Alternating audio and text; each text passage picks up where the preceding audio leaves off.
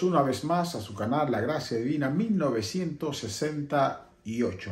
Agradecemos a Dios primeramente la oportunidad que me concede de poder estar delante de ustedes para traerles a ustedes una pequeña enseñanza acerca de la palabra de Dios. Y en esta ocasión vamos a estar hablando acerca del tema de la elección o de el escogimiento. Realmente enseña la Biblia que hay personas escogidas para reyes, escogidos para ser profetas, escogidos para trabajar en la construcción. Eso es lo que ha hecho el Señor todo el tiempo, desde el principio de la creación hasta estos tiempos. Lo que ha hecho es escoger gente para una u otra labor. Pero la pregunta que yo quiero tratar en este momento es si existe tal escogimiento para la salvación. Si Dios hace esto con algunos y con otros no. Muchas personas creen que sí, que existe la elección y que Dios escoge, pero no para la salvación, no en el tema de la salvación, porque ellos consideran de que esto sería algo injusto de parte de Dios, que Dios escoja a uno y a otros no. Sin embargo, vamos a ver lo que si la Escritura habla con relación a este tema, y solamente vamos a verlo por la brevedad del tiempo que quiero hacer este video. Ubicarnos solamente en el capítulo número 2 de Segunda de Tesalonicenses, y vamos a estar leyendo desde el versículo 13 hasta el versículo 5 del capítulo 3. Y vamos a ver ahí cómo es que, si es que realmente existe tal obra de Dios para la salvación, escogiendo a personas para que conozcan su reino y para que sean salvos. Dice el primer versículo, capítulo número 2, comenzando en el versículo número 13.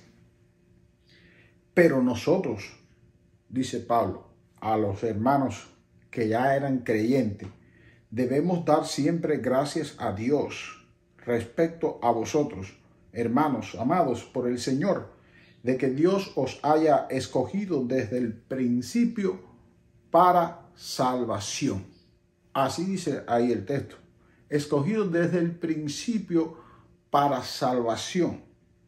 Y esta salvación de la que está hablando aquí no es la salvación de una enfermedad o la salvación de los enemigos humanos, no, para el tema de la salvación del alma. Debemos dar gracias a Dios. Cuando usted da gracias a alguien por algo, es porque usted recibió de esa persona un favor que usted no merecía, un favor que usted no esperaba. Y entonces usted dice, oh, gracias, y le agradece. Dice el apóstol Pablo que nosotros debemos de dar gracias siempre a Dios, porque Dios a nosotros, a su pueblo, a su iglesia, la ha escogido.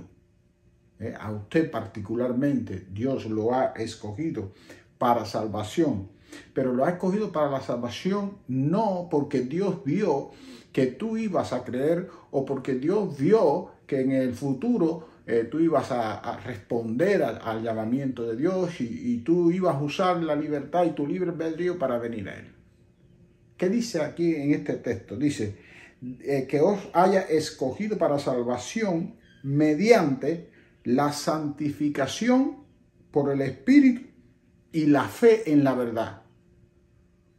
No dice ahí por las obras o porque ustedes vinieron a mí primero y me buscaron, porque ustedes vinieron arrepentidos y entonces Dios ahí en ese momento, pues entonces los escoge y los llama y le hace todo lo demás. No dice eso aquí precisamente. Aquí dice que fue mediante la santificación por el Espíritu y la fe en la verdad. Ahora dice el apóstol Pablo, sigue diciendo, versículo 14, a lo cual os llamó mediante nuestro evangelio para alcanzar la gloria de nuestro Señor Jesucristo. Dice ahí, a lo cual llamó mediante nuestro evangelio. El evangelio, dice el mismo Pablo en otro texto, que el evangelio es un poder. El evangelio no es simplemente una invitación que usted hace, opcional. No, en el evangelio, en la palabra del evangelio, de las buenas nuevas noticias, dice Pablo que es poder de Dios para salvación. O sea, que no es eso que muchas personas dicen que es una invitación, que Dios te invita y entonces tú decides lo que tú haces. No, Él os ha llamado por medio del Evangelio para alcanzar la gloria de nuestro Señor Jesucristo. Así que, hermanos, estén firmes y retengan la doctrina que habéis aprendido, sea por palabra o por carta nuestra. Y oigan lo que dice ahora. Y el mismo Jesucristo, Señor nuestro y Dios nuestro Padre, el cual nos amó y nos dio consolación eterna y buena esperanza por gracia. Dos cosas importantes. Este Dios, Señor nuestro Jesucristo y el Dios Padre nuestro, Él dice que nos amó y nos dio consolación eterna y buena esperanza por obra. Porque vio que nosotros creímos o hicimos algo. No. Por nada dice, por gracia. Cuando dice por gracia, es porque fue algo que nosotros mismos no esperábamos recibir. Y lo recibimos como recibimos la lluvia, como recibimos el sol, como recibimos el aire, que ninguna de estas cosas nosotros tenemos que tomar la decisión de decir, ay, sí, yo quiero recibirla. No, yo no quiero recibirla. No, la recibimos así de gracia, normal. Nosotros respiramos y estamos recibiendo el aire, pero nadie nos está diciendo a nosotros, ¿lo quieres recibir? No, nosotros lo hacemos involuntariamente. Pero de esa manera es que también el poder del Evangelio llega al pecador de tal manera y obra en él de tal manera que el pecador lo recibe de esa manera. Así. Lo recibe como si fuese algo que ya nació con él. ¿Por qué? Porque dice que es a través del Espíritu, mediante el Evangelio, que es poder, y mediante el poder del Espíritu que obró en nosotros, para condicionarnos de tal manera que podamos aceptar el llamamiento. Y nos dice vida eterna y consolación y buena esperanza por gracia. Dice, conforte vuestros corazones y os confirme en toda buena palabra y obra. ¿Quién va a confirmar? ¿Quién nos va a confortar nuestros corazones? Y va a confirmar nuestras palabras y nuestras acciones, nuestra obediencia. El Señor Jesucristo, como lo dice ahí, y el mismo Jesucristo, Señor nuestro, versículo 16. Y Dios nuestro Padre, el cual nos amó y nos dio consolación eterna. Esos dos son los que hacen este trabajo. Nos conforta nuestros corazones y nos confirma en toda buena obra y palabra, toda palabra y obra. Entonces, hay una lógica que aquí se desprende. Si realmente el hombre que está en el mundo, que el Evangelio le es predicado, él tiene en sí mismo, sin el poder de Dios, la posibilidad de aceptarlo o no, o de venir desde allá, zafarse de los lazos de impiedad del enemigo por su propia cuenta, sin recibir ningún tipo de ayuda exterior. Y él puede entonces ahora disponerse y venir hasta acá y buscar al Señor para aceptarle como su Salvador. Y entonces ahí es que Dios entonces actúa en él todos los milagros y todas las obras que Dios hace en la vida del pecador. Si eso es posible hacer, entonces la pregunta que nosotros hacemos es la siguiente: ¿por qué Pablo está orando y pidiéndole a Dios, al Padre y al Hijo y al Espíritu Santo, que conforte nuestros corazones y que confirme todas nuestras palabras y nuestros hechos? Que Él lo haga, ¿no? Si son cosas que nosotros debemos hacer por nuestra propia cuenta.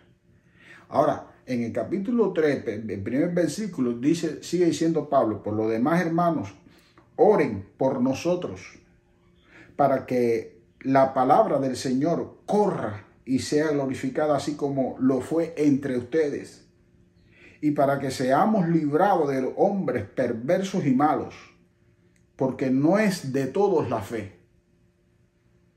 Pablo está pidiéndole a Dios que nos libre a nosotros, que le está pidiendo a los hermanos allí que le oren a Dios por ellos, para que el Padre los libre de hombres malos y perversos, de hombres que no tienen fe. Dice, porque no es de todos la fe. Todos no van a creer, todos no van a ser salvos, todos no van a rendirse a Cristo, todos no van a ser y no son escogidos para la salvación. De manera entonces que dice que nos libre de estas personas, para que seamos librados de hombres perversos, versículo 2, y malos, porque no es de toda la fe, pero fiel es el Señor, que os afirmará y guardará del mal. Fiel es el Señor, que hará dos cosas: nos afirmará y nos guardará del mal. Oye, hermano, no solo nos va a librar del mal físico de los hombres, de la muerte física, nos va a librar aún del infierno. Nos va a librar aún va a librar nuestras almas para siempre. Y esto es una realidad. Eso es una obra que hace Dios en nosotros. No es algo que nosotros estamos fatigados y luchando por perseverar. Porque no, nosotros tenemos que descansar en la obra de Dios. Hacer las cosas que el mismo Espíritu nos va a guiar a hacerlas. ¿Ve? Viviendo en santidad y en obediencia, sí, pero sin el afán de que si no hago esas cosas ya estoy perdido, y confiando en nuestra propia obra y justicia. Tenemos que confiar en estas promesas que Dios ha hecho, de que Él estaría con nosotros para ayudarnos y para bendecirnos a pesar de nuestras infidelidades y nuestras faltas y errores cometidas cada día en el Señor. Él es quien asegura nuestra salvación. Mira cómo sigue diciendo en el versículo 4. Y tenemos confianza respecto a vosotros en el Señor, en que hacéis y haréis lo que os hemos mandado. Y el Señor encamine vuestros corazones al amor de Dios y a la paciencia de Cristo. Y el Señor encamine vuestros corazones al amor de Dios y a la paciencia de Cristo. O sea, le estamos pidiendo en oraciones a Dios que encamine nuestros corazones a la paciencia, a la consolación, que encamine nuestros corazones a la obediencia. Ahora, si es nuestra responsabilidad ser fiel y es nuestra responsabilidad permanecer en el camino, y el Señor nos dio la salvación por gracia, sí, pero ahora nosotros tenemos que mantenerla a través de nuestra obediencia. Entonces la vamos a perder. ¿Por qué? Porque si la salvación, hermano, se perdiera y fuera nuestra responsabilidad que no se pierda, todo la perderíamos. Porque cuando nos revisamos bien y que queremos ser sinceros con nosotros mismos, vamos a reconocer que si fuera por nuestra propia justicia o nuestra obediencia en Cristo, perfecta, todos la vamos a perder. Pero por eso es que no puede ser por las obras, tiene que ser por la gracia de Dios. Tiene que ser por la obediencia perfecta de alguien que obedeció por nosotros. Nosotros vamos a obedecer y vamos a ir como la luz de la aurora avanzando. Pero no es nuestra propia obra, ni nuestra propia justicia, ni nuestra santificación la que hace posible mantener la salvación. La salvación es mantenida una y sola y para siempre por los méritos de Cristo y no por nuestros propios méritos. Es lógico, es real, en la Biblia está: Dios ha escogido vasos de honra para usos honrosos y vasos de deshonra para usos deshonrosos. Romanos capítulo 9. Entonces tenemos que entender